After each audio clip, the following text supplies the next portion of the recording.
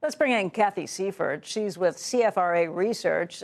Cathy, what do you think of your view on Berkshire in this new structure that's set up where Greg Abel is going to be taking over as CEO? Hi, Becky. It's great to be with you. So I think in the real near term, what we're going to see, I mean, the stock is indicated to open lower this morning, and I think in the short term, the shares are likely to remain under pressure. You know, there's a Buffett premium in the stock that I think is likely to be extracted, or at least partially extracted. I think the news that Buffett is staying on as chairman is sort of interesting, given that the board just passed an age limit and another director had to resign because he was over the 80-year age limit. But I do think it helps the continuity. You know, Greg was the heir apparent, so him being elevated to the CEO role is not that much of a surprise.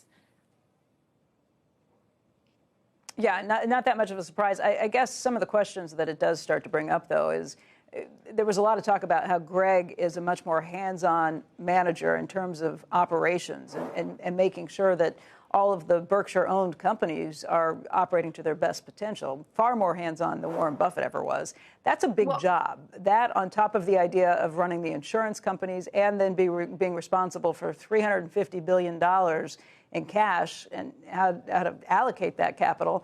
I mean, those are each individually huge jobs. Who does he bring in to help him with that task? How does that operate? So, you know, Greg's sphere of influence under the previous structure, which had Warren as the CEO and two vice chairmen, I'd honestly like to see Berkshire keep that structure.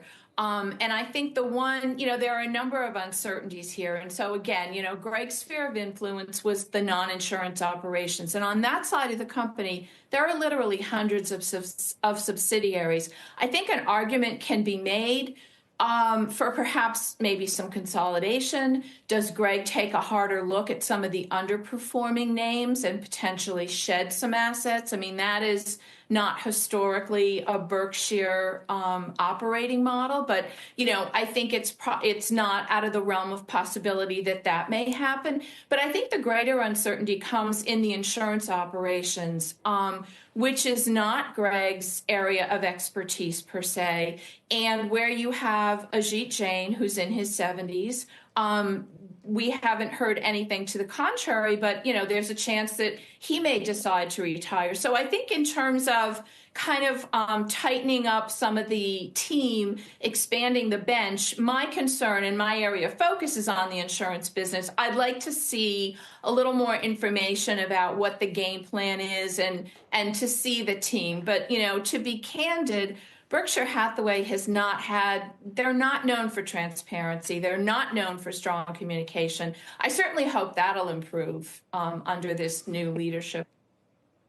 Hey, Cathy, just your characterization of the stock being down today and being under pressure on this. It's down 2% this morning for the Class B shares. Class A shares haven't traded.